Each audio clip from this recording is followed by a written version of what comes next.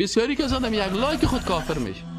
او کلمه کفر میگنه نشر میکنه و ای برش لایک میده. لایک کردن یگانه که هم تو خوش از قرار بیکار شیشه الان موبایل که گرفته الان چی هست خدا وجود ندارن لایک تک کافر شدی. چرا لایک میکنی که کپای کفری ده؟ متاسفانه بسیاری که از این خاطر خطر است. این اصل که ما و شما داریم خطر است. دوست دیگه ما سوال کرده از این خاطر من برادر به واسه که شما این سوالا رو میکنید سوال بگین که آیا من مستحق جنت هستم با اینا متعقیده عقیده تا پیش کو والا استاد ببخشید من تو عقیده دارم همین عقیده‌ام درست است همین عقیده من درست است من تو یک عقیده دارم. بسیاری وقتا یک نفر کلمه کفر میگه این دیگه لایک میزنه. لایک چی مانا؟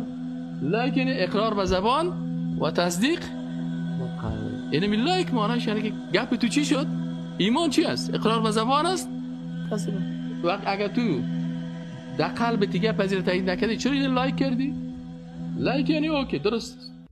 بسیاری که از آدم یک لایک خود کافر میشه. او کلمه کفر میگنه نشر میکنه و ای برش لایک میده. این فلانی خان 1000 نفر از افغانستانی رو چی کرده؟ لایک کرده. چی رو لایک کرده؟ چی مانا لایک؟